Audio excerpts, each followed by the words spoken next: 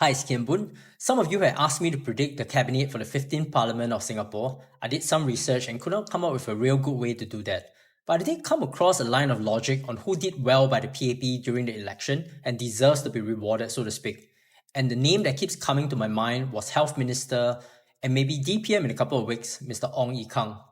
You know that CNA article on PAP's insiders talking about the strategies that won it for the ruling party?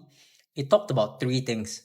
PAP's focus on the East to counteract WP, a focus on the big picture rather than individuals, and a focus on municipal issues. I think they forgot an important factor. Mr. Ong Ye Kung, the PAP's attack dog of GE2025. If any of you watch the drama series Suits, it centers around a law firm called Pearson Specter Lead. You could think of them as the US equivalent of Singapore's Lee & Lee.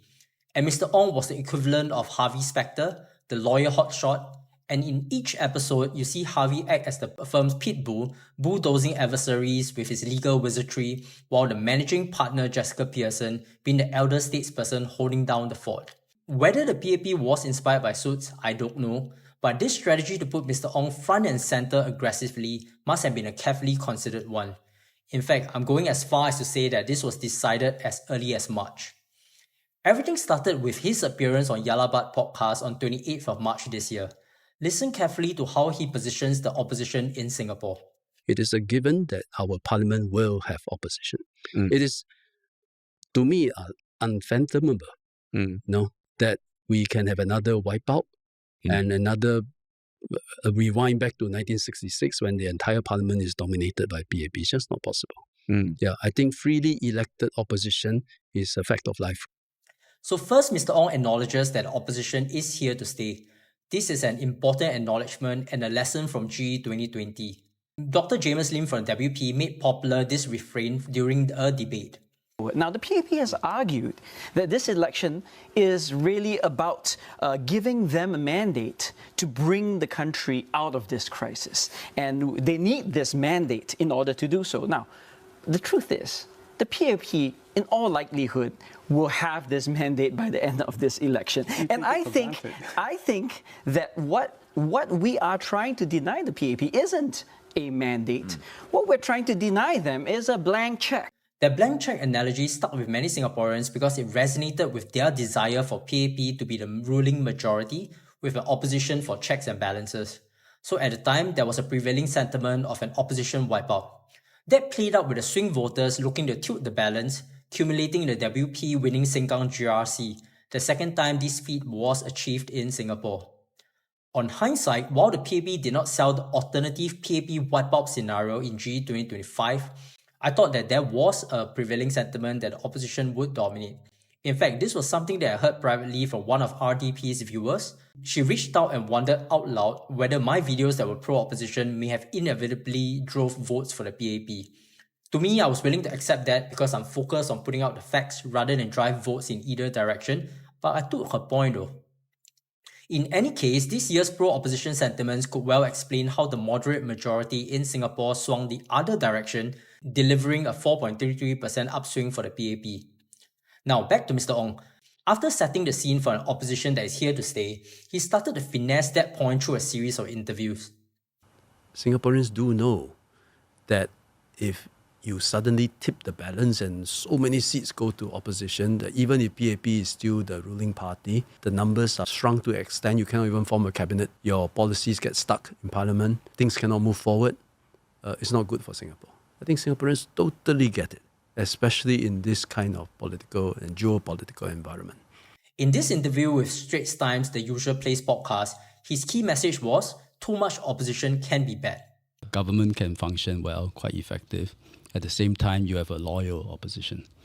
When you reach 1/3, you are really just one step away, 10 plus seats, I can take over. Will you still think that I will be a loyal opposition? And whether, you might actually think, okay, I'm in a position where if I obstruct this government, it will not be effective. If it's not effective, next election, I can tell the people, this is not effective government, choose me. And I may well take over. Because an opposition that's too big will be tempted to jam the government. Again, with the Daily Catch-Up podcast, his key message, too much opposition can be bad. This time, he went as far as to suggest a potential PAP doomsday scenario if opposition took 1/3 of the seats. This was a direct rebuttal of the medium-term goal explicitly stated by the Workers' Party. I have made it clear, I believe, 2 member seminars ago from the party perspective, that 1/3 of the House should at least be in opposition hands. If you have 1/3 of the seats in opposition hands, the government has an incredibly strong mandate. It can carry out its agenda, it can pass bills. You only need 50% of the additional 50 plus 1 to pass through a bill. So they will be able to do what they wish to do or what they want to do. So the seats were sold before or around nomination day. Then the 9-day election campaign period began and Mr. Ong was everywhere. Keep in mind, while Mr. Ong was turning up the heat, the rest of his colleagues in PAP repeatedly played out the story in one form or the other and went a little like this. Cost of living is an existing problem. US tariffs are a new problem that adds to the existing problem. The PAP is a steady hand that will take Singaporeans through it, just like they have done before. This was what the CNA article mentioned, PAP playing up the big picture. Now, that part that was not mentioned though was that Mr. Ong was playing a completely different game. A co-driver is essential, especially when the road gets tougher to navigate. The co-driver is there to slap the driver when he drives off course or when he falls asleep or drives dangerously.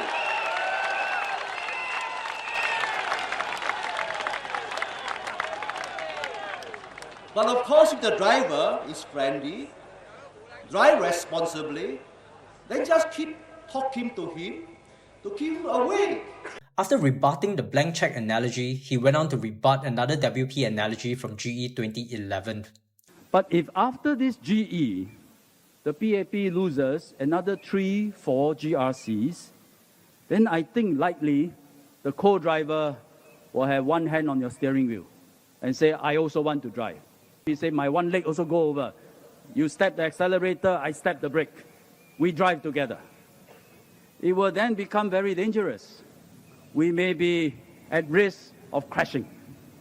And if we crash, who has the responsibility? The PAP driver. The co-driver will say, no, I'm just a co-driver. So this was Mr. Ong building on his initial story about growing opposition. A co-driver is great when the opposition presence is small. As they become bigger and become a backseat driver, in his words, then things become dangerous. So some of you are watching this and are already poking holes into his analogy. But remember this, rally speeches are for the swing voters. With most Singaporeans apathetic to political specifics, his headline messaging, or what I call slogan politics, resonated with many Singaporeans. And after beating down the popular opposition refrains, he went on sweeping claims to take on the opposition. Just imagine, after the GE, opposition takes over government, and all these proposals become realities and appear in newspaper headlines all over the world. What will it do to Singapore's standing? What will it do to our international credibility? Will people still see Singapore as a prudent, responsible government, or they think Singapore has gone crazy, turned populist, and spendthrift? So while his colleagues position their party as the responsible party amidst global turmoil, Mr. Ong positions the opposition as irresponsible. On hindsight, we now see how effective that was. Keeping in mind that these are election narratives, so even anecdotes will suffice to make those claims. And in an electorate that so strongly bought into the flight to safety story, an irresponsible opposition would have been a hard sell. As if Mr. Ong hadn't done enough heavy lifting for the PAP at the national level, he was effective also at the municipal level, targeting party and individuals competing in his home turf of Sembawang. The target of his fury? The Singapore Democratic Party and its leaders. SDP has been talking a lot about policies. If you have a proposal, if you have an alternative, be prepared to be scrutinized by the PAP and by the people. For SDP's proposal, they don't have a snowball's chance of contributing to a thriving Singapore. So similar to his national messaging, he talks now on SDP policies. By reducing them to a slogan of a party with no solution, it was a deep contrast to the PAP's positioning as the party with solutions. And by the way, this is not fair to the SDP that is not running to be the majority government, but in an election, being framed as being rudderless hurts credibility. One of the things that Mr. Ong did incredibly well was limiting debates about policies to slogans. I thought SDP's Dr. Paul Tambyah made a good proposal on single-payer healthcare scheme. This was after a lot of research into things that the good doctor said outside of rallies, and Mr. Ong's lines of attack showed that he understood this perfectly.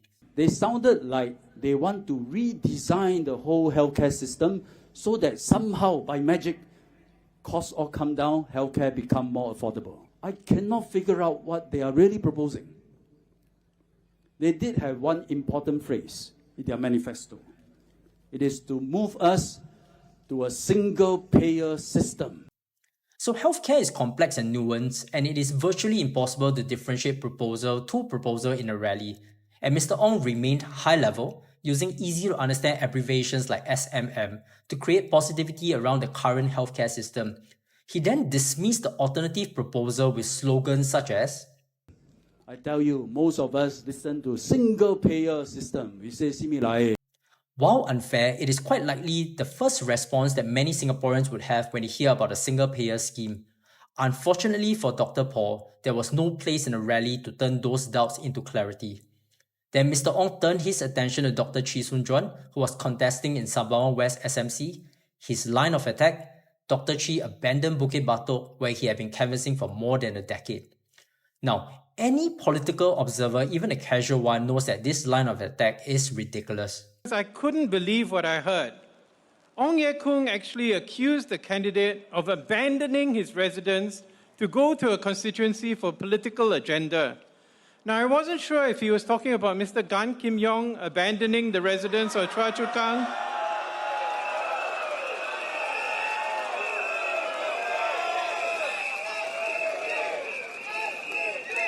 or my classmate, Dr. Tan Si Leng, abandoning Marine Parade. The PAP literally did their share of abandonment at the last minute in more than one constituency. Heck, you could even argue that Mr. Ong himself abandoned Aljunied GRC after a loss in GE2011 to contest in Sembawang. And Mr. Ong used a technicality to justify his attacking salvo on Dr. Chee.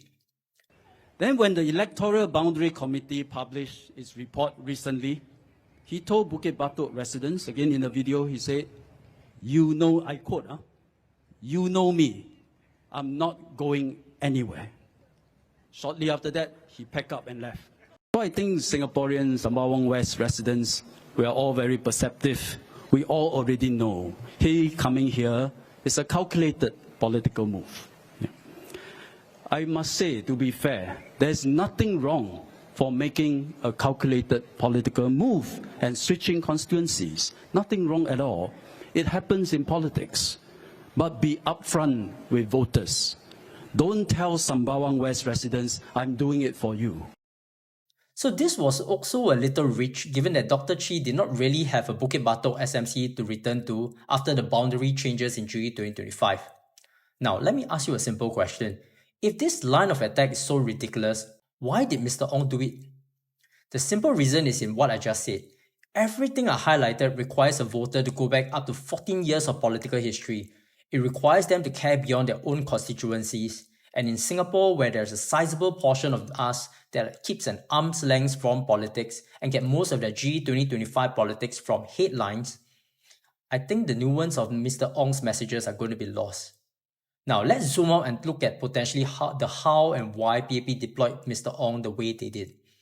As a minister, Mr. Ong is the most followed minister on social media.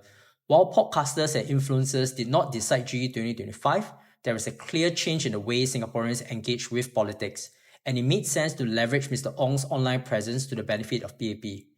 On a national level, we saw SM Lee Hsien Loong and PM Lawrence Wong touring to shore up key battlegrounds, and why not, since they were safe in the constituencies they were contesting in. And Mr. Ong was in a similar situation. So that decision to deploy him as the alternative face of PAP, somewhat meaner and aggressive, allowed the PAP to opportunistically poke holes into the opposition. To me, this was instrumental in helping the PAP deliver that 4% upswing in GE2025, highly unusual given the historical precedence of a PM changing guard. On top of that, Mr. Ong could have played no small role in denying Dr. Chee Soon-juan NCMP or an elected MP seat in Sabang West SMC. So if you ask me, someone has to buy Mr. Ong a beer. And if you were PM Lawrence Wong, you got to ask yourself, someone that brings that kind of value to the party in GE 2025, you can't simply let it go unrewarded. Also, that kind of aggression will be a good contrast to PM Wong's more gentle approach. I could see the synergies between the two men at the top of the food chain. So you know what? I'm betting that we'll see DPM Ong come next week or the next when the new cabinet gets announced. And until then, that's what we have for our Red Dot perspective today. And I'd love to hear your guesses on the next cabinet. So do leave your thoughts in the comments section. And I'll see you guys at the next episode.